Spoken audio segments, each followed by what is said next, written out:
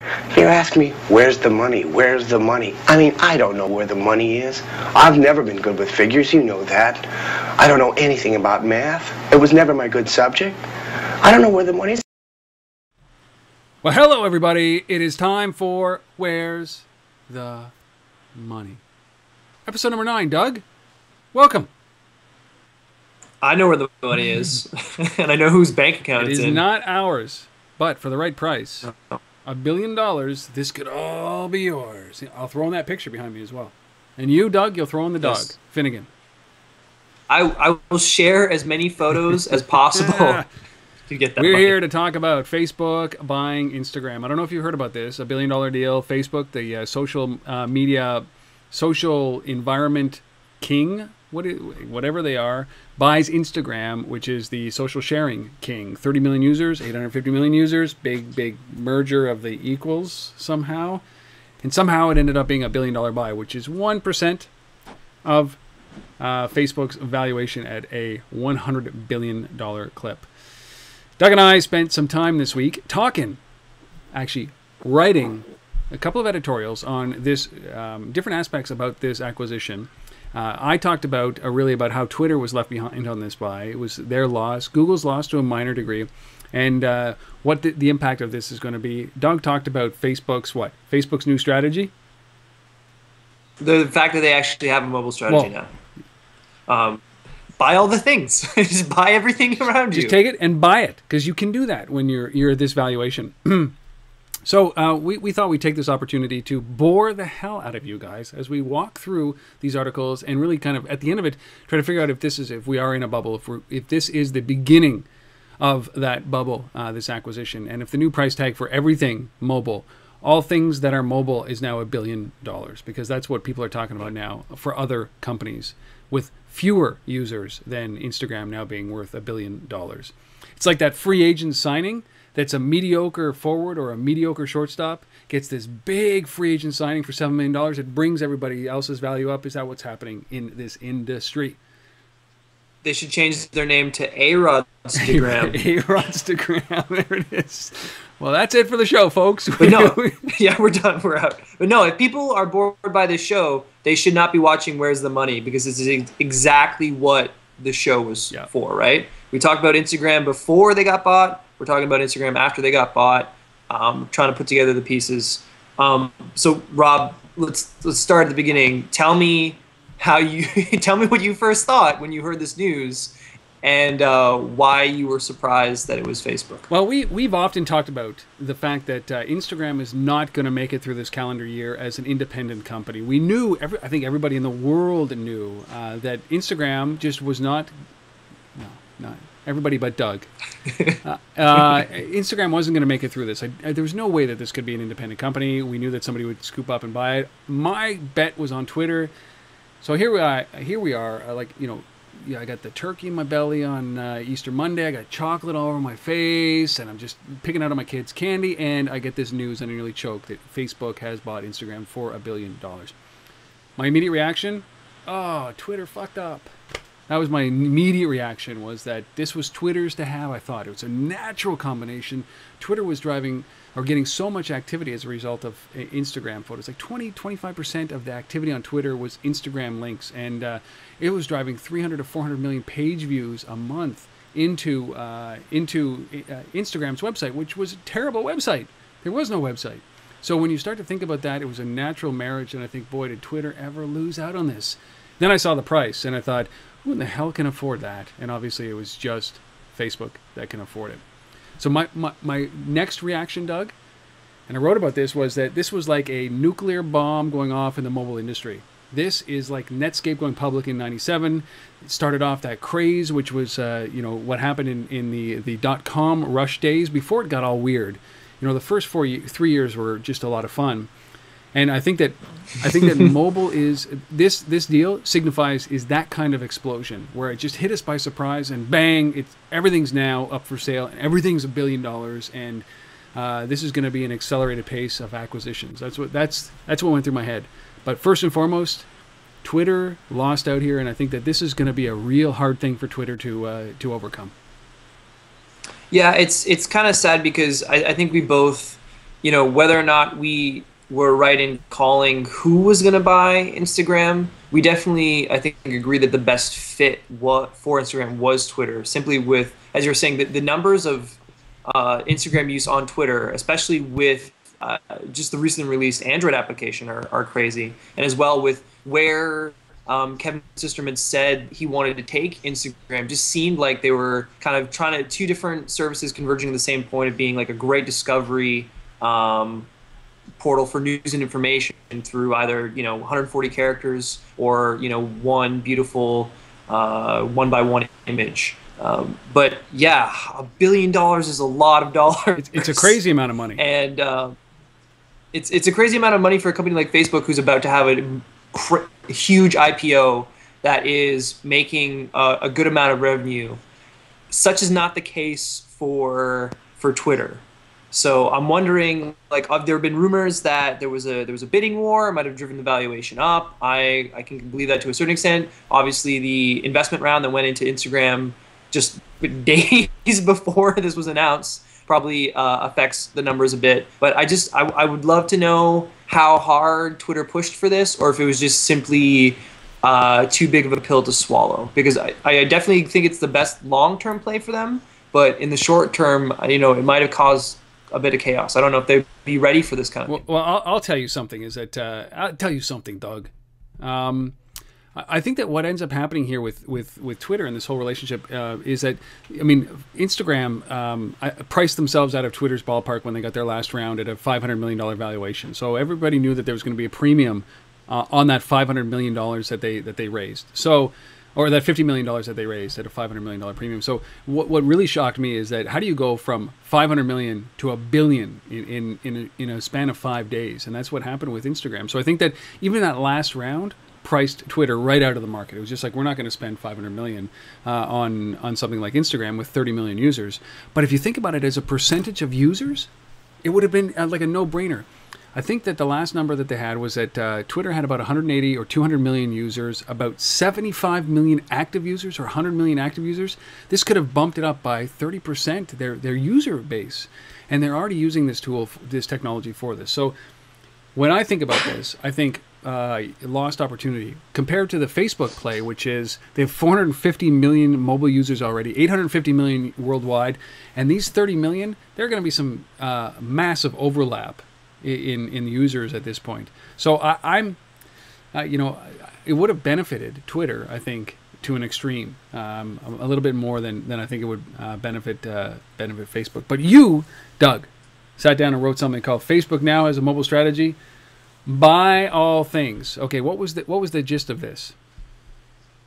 So because Instagram might not be worth $1 billion on its own, but it was certainly worth $1 billion to Facebook to purchase them. And I was, Om Malik made a great point that, like, obviously, people see Facebook as the photo platform. Photo sharing is huge. Instagram is the way that people share photos on mobile. It's a prevention against disruption. Instagram's handing them their lunch. They don't want a competitor, but I extended that. Essentially, it's not just about photos; it's about mobile. The fact that Instagram is handing Facebook their lunch on mobile for photos is as indicative of the fact that Facebook's mobile strategy and their mobile applications were underwhelming. This is an across the board thing. It's not just photos. Previously, I talked about the idea that either Facebook had to kind of reinvent themselves and make a mobile first application or service, essentially like Path, that would kind of integrate all the disparate things that Facebook does, being the big city of social, or they would essentially kind of spin out all their services into different applications, kind of like they did with Facebook Messenger. And I think in buying Instagram, although they're saying, they're keeping this separate, and I hope they do. I think every Instagram user really hopes that Instagram maintains it's kind of like its essence and its soul. I think it's very leading towards the idea that what we're going to see, if Facebook is a platform and a service, it's not one application. It's a bunch of different applications, because there's no one application that's going to represent what Facebook is. So being able to dive into your Facebook events, your Facebook messages, Facebook timeline, photos, Facebook Places, all of that will happen, and maybe it'll happen by Facebook just spending a lot of money to get all the best mobile first applications out there. Yeah, like Skype and you know, Chrome, and why just Google as well? Something's got to happen. Like at some point, the companies become too big, and the price tag that they just bought Instagram for too onerous for a company like Facebook to really go out and buy some of the big guys. So they're buying all these little small guys, but for $1 billion. And you can't tell me that Systrom is going to stick around. The guy is worth $400 million.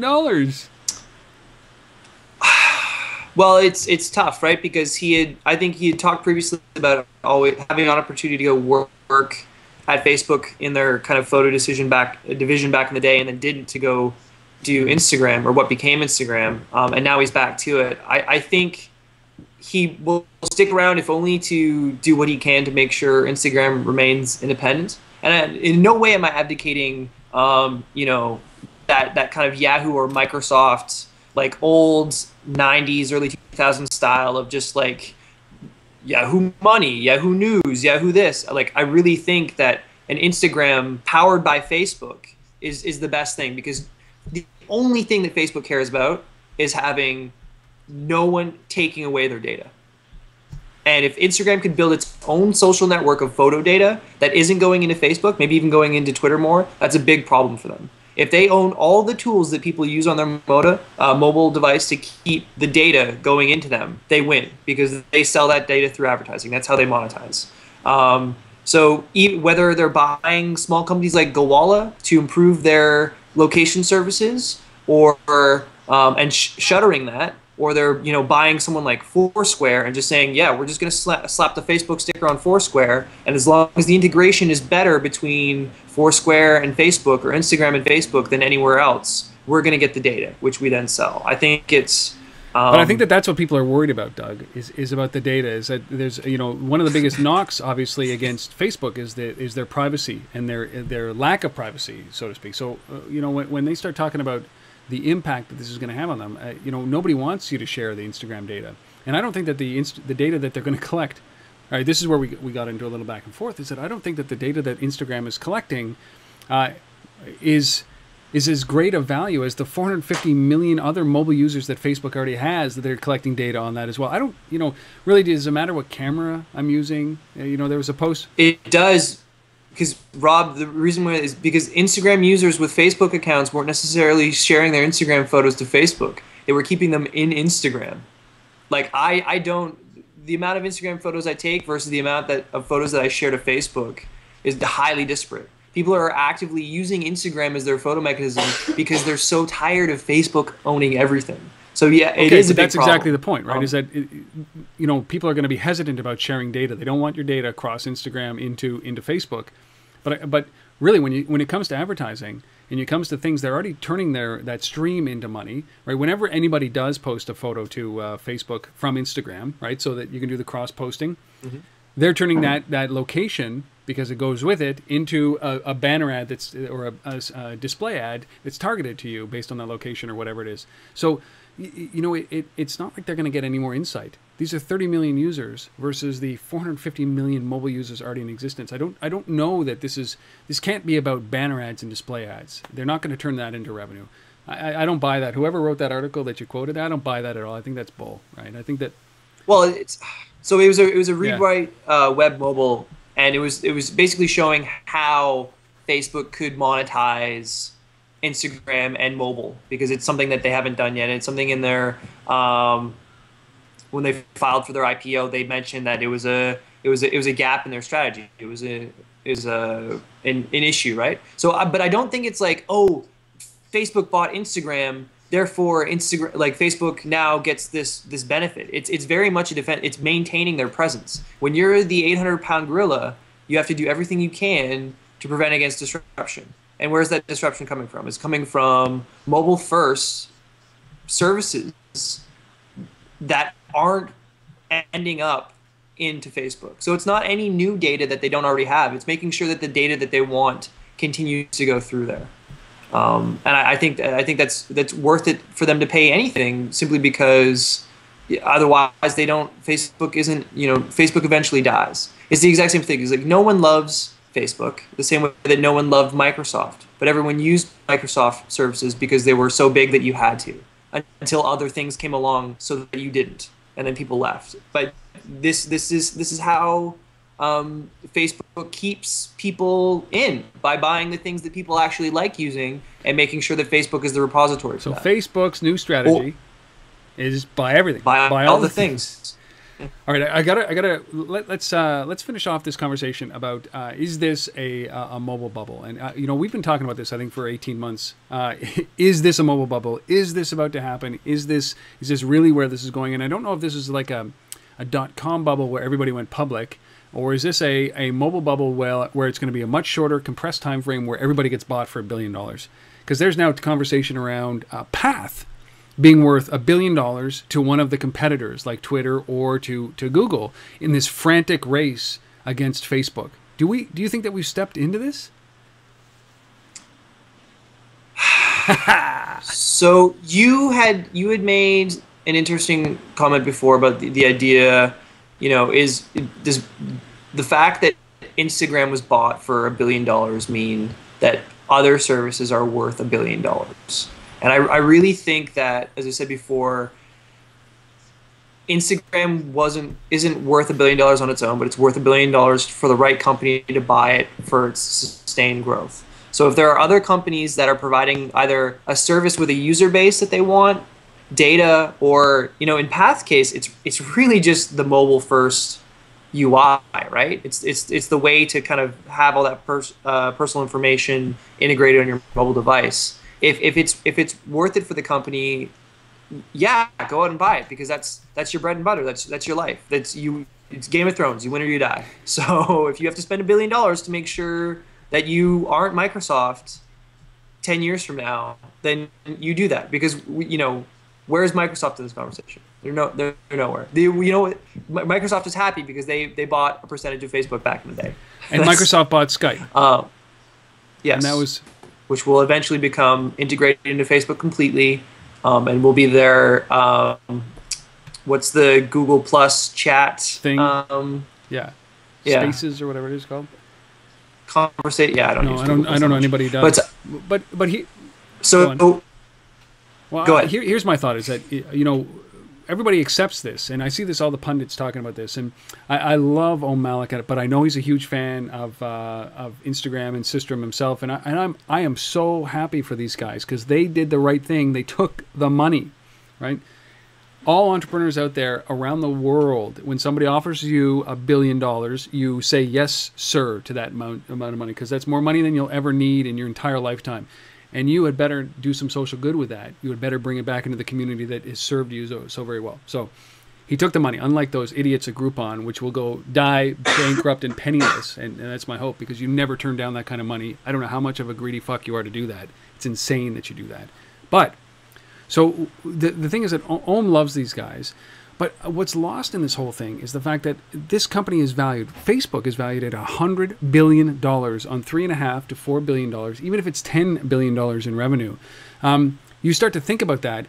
What gives them the right to have a 10x multiplier, or a 20 or a 30x multiplier on their current earnings? So even everybody says it's 1% of their total valuation. That when we're talking about that kind of valuation for a company like Facebook, it has a potential, sure. But that's still, what gives them the right to have that kind of a valuation? And then when you put it in perspective of their revenue numbers, that's a big spend. That's a big buy, even if they are going public. That's where I think that why we're into this momentum building of a bubble. That acquisition was 1/12 of the acquisition of Motorola. That actually, you know what I mean? Like, put it in perspective. Yeah, but what's Motorola? Motorola isn't worth as much. Instagram provides a technology for filtering great photos, which is Facebook's bread and butter.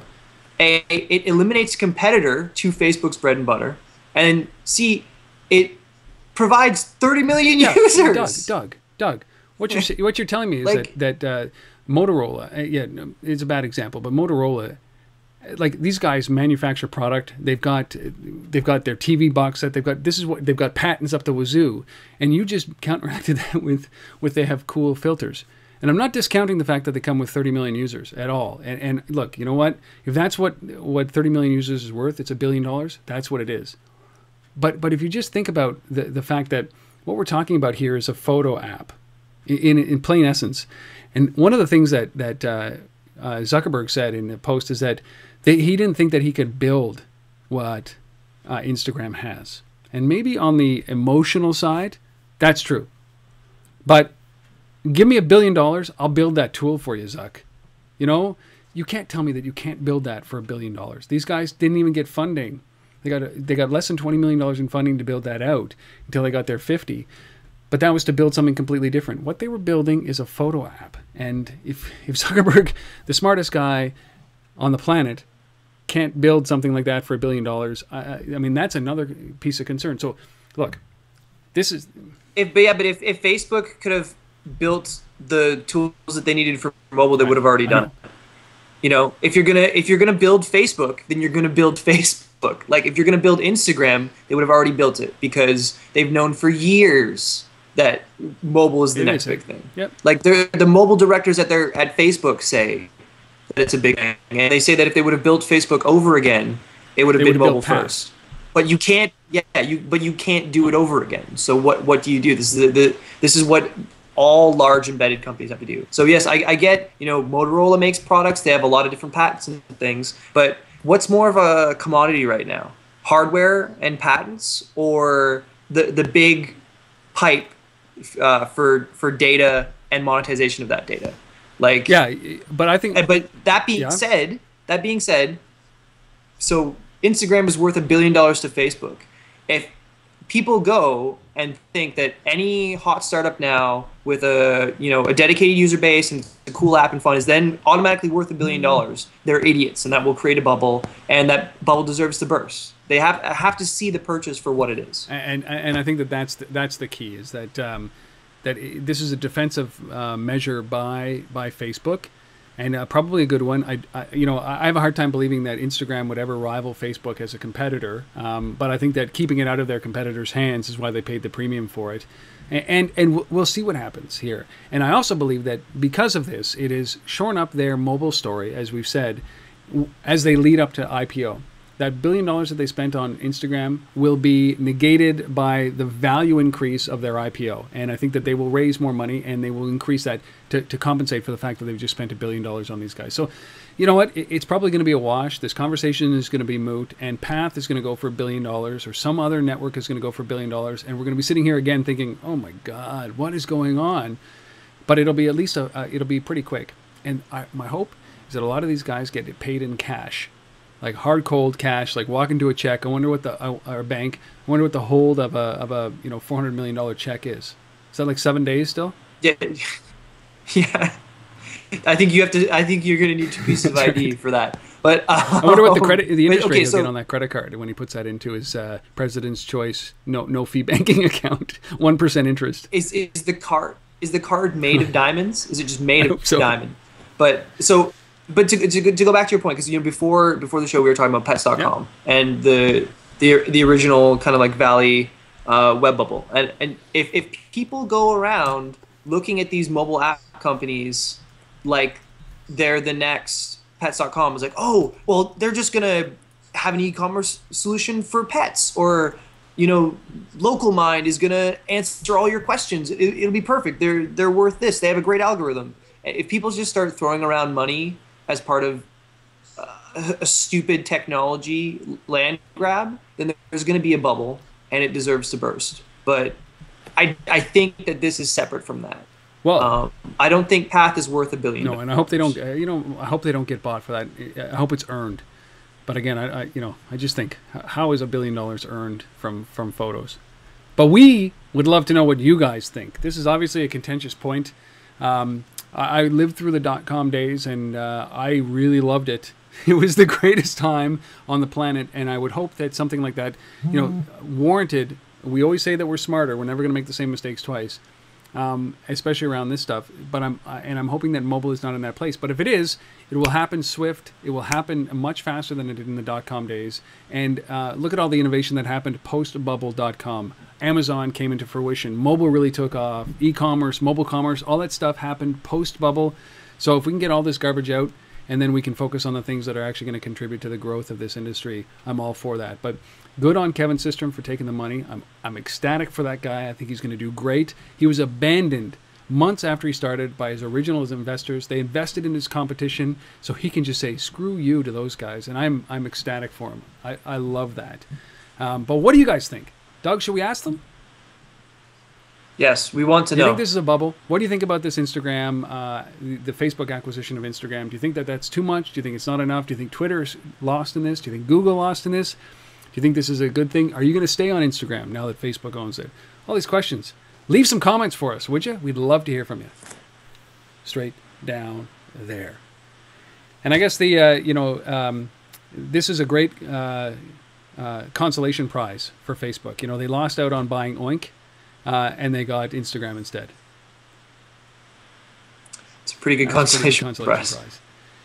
Kevin Rose is thinking, why did I sell? I could have got $1 billion if I wait. Anyway, what do you think? We'd love to hear from you. Reach out, untether@gmail.com. Reach out at Doug at Tron on the Twitter sphere, or at Rob Woodbridge on Twitter for me as well. We'd love to hear your thoughts on this. We appreciate the fact that you guys sat through this. We like doing it. Give us some feedback. We'd love to hear from you. That's it, Doug. We'll see you next time for episode number 10. Peace. Bye, Mrs. Woodbridge. Adios, everybody. This has been Where's the Money?